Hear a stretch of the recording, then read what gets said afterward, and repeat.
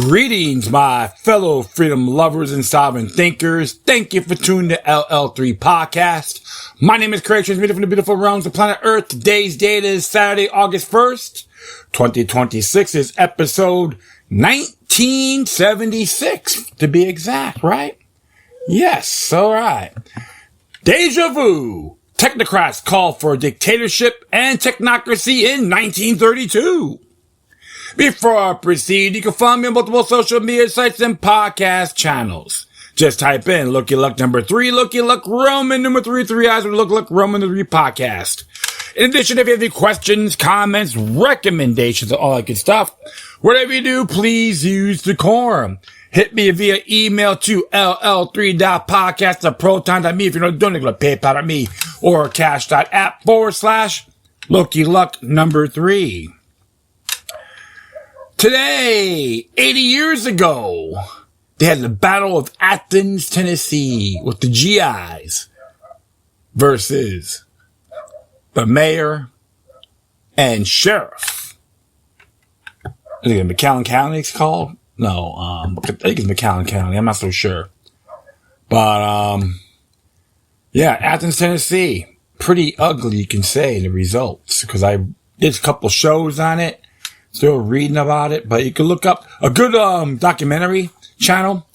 You can find it on other video sources, YouTube or Rumble. Forgotten History, they did a good job on it. As many others did the same. So I prefer that one, and of course that movie called The American Story, which the cinematic time was right, but the location was in Texas. Haven't read anything about what happened in Texas, but the characters are very similar, the same, the names and all that happened in Athens, Tennessee. It was an election tampering or voter fraud. Interesting stuff there. So a lot of chaotic things as usual. Was it Suleta, which is in territorial Spain, got raided or invaded by Moroccans. Looks like, mostly young men. Able-bodied men, military related. You can see in that range, burning up the cities and all that, burning up the area. And of course, now with the people are rising up that live there. And what really gets me, because I remember someone told me about, oh yeah, we should have limited ammunition like you do in Spain. Yeah, well, welcome to reality. It doesn't work. And of course, you have a prime minister who's nothing more than a globalist butt boy anyway. There's a photo of him and Alex Soros taking a photo together. That tells you where these people stand. They're part of that whole Club of Rome agenda. And it was rather odd, believe it or not, in 2030, the World Cup tournament is supposed to be in Portugal, Spain, and Morocco. Something to really think about. And everyone talking about the Fauci thing, which is, I do agree, he is just a pawn in the war criminal institution or machine, and there's other things he got involved with. Remember, he's been in power for almost a little over 40 years.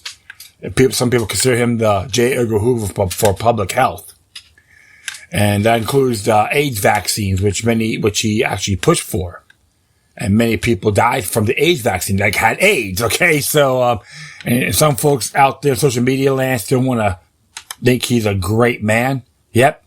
And real men love Rosie O'Donnell and Dudley Durst, their Lord and Savior, too, right? I'm just, same old song and dance. All the privileged people out there don't have a clue. But don't blame one man for everything, like the flounderholics out there that came and wiped their own rear ends. But they don't want to fulfill their obligations on redressing their grievances, but piss, moan, and whine. And I said, what do you do on the local level? And they don't want to answer. Well, they got nothing to say. Your incompetence, complacency, and stagnancy put you in this predicament. The huge debts and so forth, Federal Reserve System is a lot bigger than one person. And President Donald Trump is just one example. And don't get me wrong, my friends. I have reservations with him too. There's so many folks out there who want to let the cows out, wear a cowbell around their necks. I represent walking antimatter, not just in these United States, but around the world. And there's a little pushback now on the secession of Alberta, at least the First Nation tribe, Many of them are talking about, Alberta County need to figure it out. Can I get this resolved? But the whole thing is this. They're doing it to them. They're doing it to you. I'm just wondering how many of them actually spoke and got paid to be there, hired agents, allegedly speaking. And don't get me wrong, I do renounce the genocide and democide of them and many other ethnic groups around the world. I'll be very fair. Like I condemn even what's going on in Gaza and October 7th. I'm not one of those opportunists who roam around, make excuses, try to defend the tyrannical crap bags that they are. And it's from all angles too. So, always got to see things in a bigger picture. And I do digress. So, lots of things, examine, observe, and prepare yourselves to the best of your ability, my friends. It's not out of fear, but with fidelity. And there's people out there that want to take things for granted. When the crap hits the fan, they'll be screaming like a banshee in heat. Don't be part of that crowd. Decentralize. Have a little balance. I got to do the same. And believe it or not, I'm learning along the way too. So don't worry. I'm no genius. I like to learn a lot. So and that's what's important. And we all have that capable of bettering ourselves. So please, I don't stress this as much. I don't stress this as much. It's just be ready because some ugly things could be happening around the world and even including the North American region itself. So, and don't get caught in that trick bag or trap yourselves in these big mega metropolitan cities. I see them developing everywhere. Even in South Florida, it's like, and there's plenty of other South Florida is a beautiful state, believe it or not. You guys gotta get the hell out of the damn cities. People don't go to up here because they can't see what's going on in South Miami, Orlando, and all that. Move out of the cities. You find more pleasant people, and don't get caught up in a big pharma SSRI case. Don't be a victim of them as well. And exercise your natural rights to the best of your capabilities. Well, speaking of technocracy, dictatorship, this one came from Technocracy News today from Patrick Wood. Technocracy.news. So it's titled is from the Technocracy News and Trends. And this one's entitled, one moment. Titled here, Deja Vu, Technocrats Call for Dictatorship and Technocracy in 1932. What's Mr. Wood have to say about this? In my tattered copy of Henry A. Porter's Roosevelt and Technocracy in 1932, an early reader drew a careful bracket around a single passage on page 72. It reads, radical and immediate changes in both our political and economic systems will be necessary. This can best be accomplished by vesting supreme and emergency power in some one man who has the confidence and respect of the majority of the American people. That man is Franklin D. Roosevelt, to whom should be given dictatorial powers in the approaching crisis. Rings a bell? History is repeating itself. This is 1932. Hell, you can say, wow, 94 years? Think about that. I'll continue on. It is one thing to know as a generalization that respectable Americans flirted with dictatorship in the winter of 1932 to 33. It's quite another to hold a commercially published book in which a proposition is worked out in numbered steps by a financial analyst, and to see that a contemporary reader found a decisive sentence and marked it. Whether that reader bracketed in the passage, an alarm, or an agreement, the pencil does not say. The ambiguity is fitting because the country itself had not decided. Porter is nearly invisible to history, and that is precisely what makes him valuable. His title page bills him a nationally known economist and financial analyst, and lists his other works: Profitless Prosperity, Gentlemen of America, Romance of Natural Gas, Research or Retrogression, America's Greatest Tragedy. Titles that place him not in any university, but on the investment commentary circuit of the day. His publisher, the Retzel Publishing Company of Los Angeles, was a small regional office. I have located no academic appointment, no archive of papers, no obituary of substance. In the ordinary run of intellectual history, this will disqualify him from attention. For my purposes, it does the opposite. The views of Howard Scott were the views of a movement impresario. The views of Columbia's prestigious engineers were the views of an elite faction. Porter is evidence of something else: how far the technocratic idea has seeped into the commercial milieu. Men who wrote market letters, advised investors, and considered themselves hard-headed resist. When a proposal to abolish constitutional government appears in that literature, dressed in the sober vocabulary of financial analysts, the proposal has ceased to be fringe. The book's internal architecture makes the point sharper. Because Porter did not begin as a radical, Chapter 12, What Will Roosevelt Do?, opens on page 55 with sentiments any Hoover-era financial conservative would have signed. Many people believe that the government is primarily responsible for prosperity and likewise for depression, when the fact is that the relations of government to prosperity or depression are negative rather than positive. Commerce, he continues, is carried on by the people without government assistance, its relations determined by themselves. This is an orthodox laissez-faire stated as a recognized fact. 17 pages later, the same author is demanding a dictatorship. The distance between those two positions, traveled in a single short chapter by a self-described practical man, is, I would argue, the single most instructive thing about the book. The Depression had not converted such men of collectivism by argument. It had convinced them that the machinery itself, price system, and Congress alike had failed, and that technocratic rationality was the only thing left standing.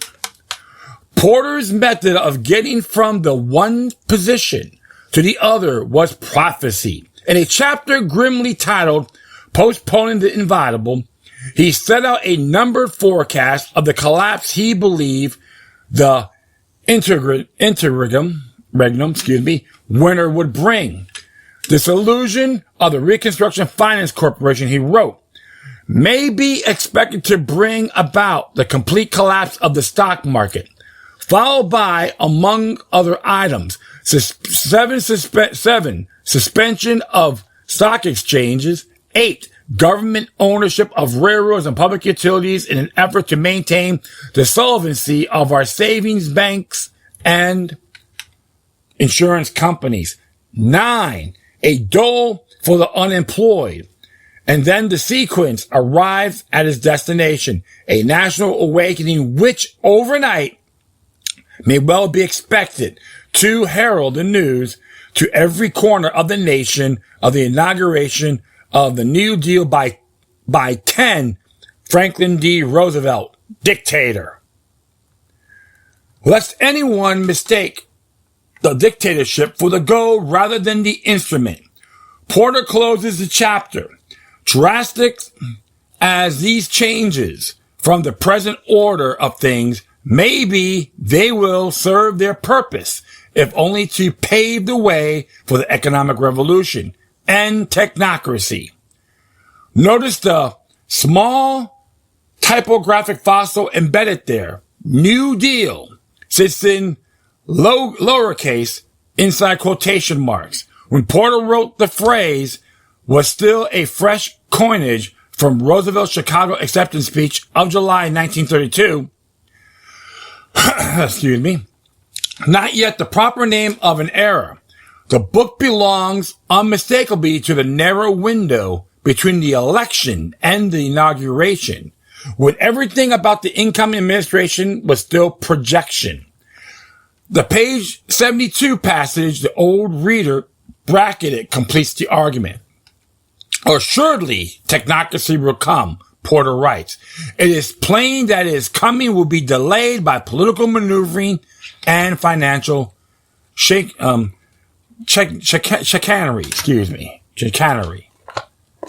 Chicanery. Sorry about that. The nation shall have to pass through a period of chaos. Its severity is wholly within the control of the people, and the way through is the vesting of supreme and emergency power in the one man commanding majority confidence. Two things are worth stating precisely here. First, Porter was not proposing a coup. His dictatorship seemed self-evident and in his imagination temporary. The old Roman logistics motto, a magistrate for the emergency, legitimated by the confidence and respect of a majority. Second, and more remarkable, the dictatorship is not even the point. It is scaffolding. Congress is to be dismissed and the supreme power concentrated so that the technicians can be installed from top to bottom and the price system dismantled. Among the errors, many call for emergency power. This what makes Porter's distinctive. He fused two most electric ideas of that winter, presidential dictatorship and technocracy, into a single program, each justifying the other. Dating matters enormously here. And it's the point my research has forced me to insist on. Porter wrote before Technocracy Inc. existed. The member organization with its gray suits, its monet insignia, and Howard Scott's increasingly wild-eyed pronouncements was not founded until late 1933. What Porter wrote in 1932 was Technocracy in its first unorganized incarnation, the public craze. Nobody can call Porter a disciple of Howard Scott. Walter Rohrnstock's Committee on Technocracy at Columbia, formed in the summer of 1932, had lent Scott's Energy Survey of North America the university's prestige, and through the last weeks of 1932, the newspapers were saturated with ERGs, energy certificates, and the imminent doom of the price system. Technocracy in those months was not an organization one joined. It was an idea in the air, unowned and undefined, and precisely because of that, a writer like Porter could pour his own content into the word. His technocracy is not Scott's in detail. It is a financial analyst take on a moment that did not yet have a catechism. The book thus preserves something the later literature obscures, what a technocratic idea looked like during its brief window of mainstream respectability before it acquired uniforms and became a sect. Nor was the dictatorship half of Porter's program eccentric in its moment. The leaderless winter produced an entire literature of respectable authoritarianism. Walter Lippmann, the most influential columnist in the country, told Roosevelt to his face at Warm Springs that he might have no alternative but to assume dictatorial powers, and told his readers that the danger was not that Congress would give Roosevelt too much power, but it would give him too little. Eleanor Roosevelt herself remarked that if the crisis demanded it, a benevolent dictator might be the only way through. Barron's, the most prestigious weekly of the financial establishment, e.g. Porter's own tribe, editorialized in 1933 for a genial and light-hearted dictator. William Randolph Hearst, the publishing magnate of that day, put the fantasy on film, Gabriel over the White House. rush into theaters weeks after the inauguration shows a president who dissolves Congress and governs as a benevolent strongman. And Hearst intended at its counsel, not satire. And when Roosevelt, in the inaugural itself, warned that if Congress failed him, he would ask for a broad executive power to wage war against the emergency. As great as the power that will be given to me if we were in fact invaded by a foreign enemy, the line drew the loudest applause of the address. Applause that, by her own account, frightened the new First Lady. Porter, in other words, was not shouting from the margin. He was saying loudly and systematically what the American senator was murmuring. There's a video clip on it. You can see it for yourself of that movie. I'm gonna have to see it just to check it out. What of the book's own reception? After considerable searching, I found that it barely had one. No substantial review in the major press, no evidence of a second printing, no sign that anyone in the incoming administration acknowledged it. And Roosevelt, of course, did not respond to the offer of a crown from a Los Angeles market analyst. The book survives today in a scattering of library copies. The University of California's copy has been digitized, which is how the text can be checked against the page numbers by anyone. Its bibliography, entry in the movement's historiography is a line item, not a discussion, but the obscurity of the artifact should not be taken for the marginality of its ideas. Two halves of Porter's program, Technocracy and Emergency Dictatorship, each received a spectacular public verdict within months of publication, and tracing those verdicts is a reception history of this book. The Technocracy half collapsed first and theatrically. On January 13th, 1933, Howard Scott pressed by his Columbia sponsors to answer mounting press skepticism, delivered a nationally broadcast address at the Hotel Pierre in New York that was, by every account, a rambling disaster. Within days, reporters finished demolishing his credentials. The celebrated engineer had no engineering degree at all, and Columbia cut the committee on Technocracy loose.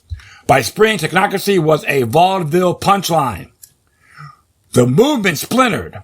Howard Loeb's Continental Committee on Technocracy took the respectable study route, while Scott regrouped his loyalists and incorporated Technocracy, Inc. in late 1933, an organizational salvage operation conducted in the wreckage of the crazed. One moment.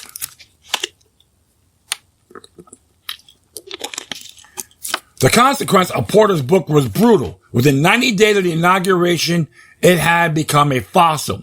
Its title yoked Roosevelt to a word that had passed from front page to punchline in a single season. And no one in 1934 needed a track urging the president to adopt a discredited fad.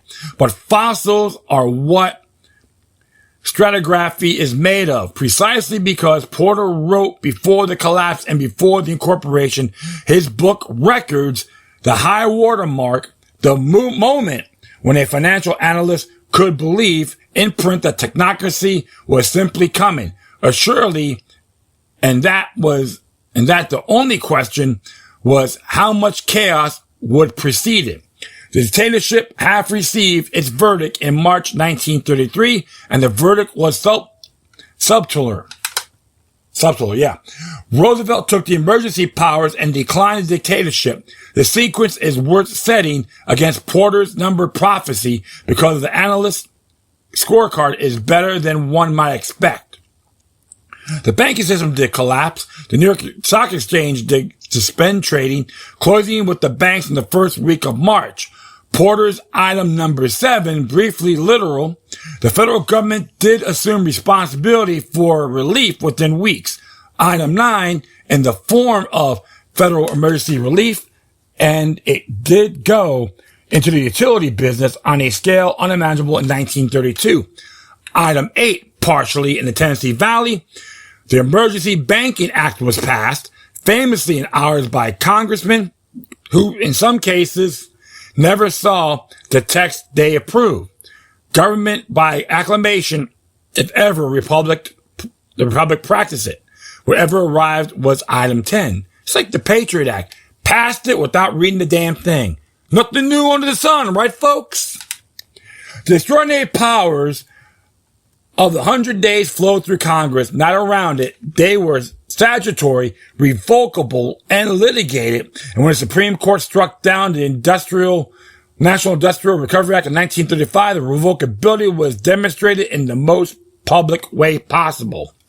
Roosevelt governed the emergency with the forms of the Constitution intact, which is historically the precise thing that separates what happened in Washington in 1933 from what happened in Berlin in the same spring. Porter had predicted the crisis accurately and the constitutional outcome wrongly, and the wrongness is the most reassuring fact in this whole history. And yet, on a third count, the one nobody was polling, Porter half won. He had wanted technocrats appointed from top to bottom. While no technocrat with a capital T ever ran the government, the type arrived in force. Rexford Tugwell, the most Veblen marinated of Roosevelt's brain trust, spent the decade being denounced in the press as precisely the technocratic planner Porter had prayed for. Arthur Morgan's early Tennessee Valley Authority was as near to a working technate as this country has built. Engineers, dams, regional planning, and utopian community building under one federal charter. The National Recovery Administration's code apparatus, the Resources Planning Board, the rural electrification engineers, the New Deal absorbed the technocratic impulse so thoroughly that the organized movement suffocated from lack of grievance. This, I think, is a correct frame for Porter's book in the longer arc I have been tracing from 1932 to 1938. The Technocracy movement failed as a constitutional proposition. In the same season, it succeeded as a personnel policy. So a double-edged sword, right? The country refused the dictatorship of engineers and then quietly hired the engineers. This is why this obscure book repays the attention I have given it. It compresses into 90-odd pages the entire mechanism by which a technocratic temptation works on practical men, being with efficiency, proceeds through despair of politics, arrive at rules by experts, and treat the constitutional question as a detail of implementation. Porter traveled that road in 17 pages, in public, under his own name with a straight face.